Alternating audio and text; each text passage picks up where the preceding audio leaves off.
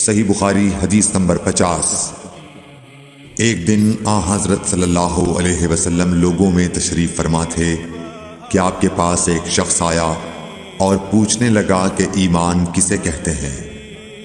آپ صلی اللہ علیہ وسلم نے فرمایا کہ ایمان یہ ہے کہ تم اللہ پاک کے وجود اور اس کی وحدانیت پر ایمان لاؤ، اور اس کے فرشتوں کے وجود پر، اور اس اللہ کی ملاقات کے برحق ہونے پر، اور اس کے رسولوں کے برحق ہونے پر، اور مرنے کے بعد دوبارہ اٹھنے پر ایمان لاؤ۔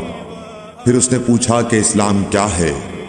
آپ صلی اللہ علیہ وسلم نے پھر جواب دیا کہ اسلام یہ ہے کہ تم خالص اللہ کی عبادت کرو اور اس کے ساتھ کسی کو شریک نہ بناؤ، اور نماز قائم کرو، اور زکوٰۃ فرض ادا کرو، اور رمضان کے روزے رکھو۔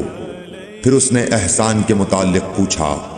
آپ صلی اللہ علیہ وسلم نے فرمایا، احسان یہ ہے کہ تم اللہ کی عبادت اس طرح کرو گویا تم اسے دیکھ رہے ہو۔ اگر یہ درجہ نہ حاصل ہو تو پھر یہ تو سمجھو کہ وہ تم کو دیکھ رہا ہے۔ پھر اس نے پوچھا کہ قیامت کب آئے گی؟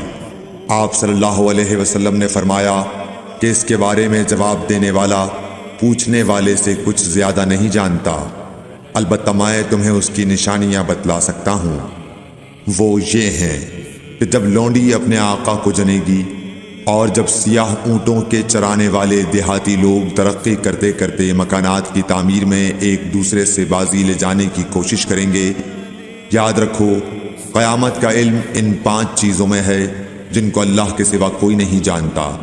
پھر آپ صلی اللہ علیہ وسلم نے یہ آیت پڑھی کہ اللہ ہی کو قیامت کا علم ہے کہ وہ کب ہوگی۔ پھر وہ پوچھنے والا پیٹھ پھیر کر جانے لگا۔ آپ نے فرمایا کہ اسے واپس بلا کر لاؤ۔ لوگ دوڑ پڑے مگر وہ کہیں نظر نہیں آیا۔ آپ صلی اللہ علیہ وسلم نے فرمایا کہ یہ جبرائیل علیہ السلام تھے جو لوگوں کو ان کا دین سکھانے آئے تھے۔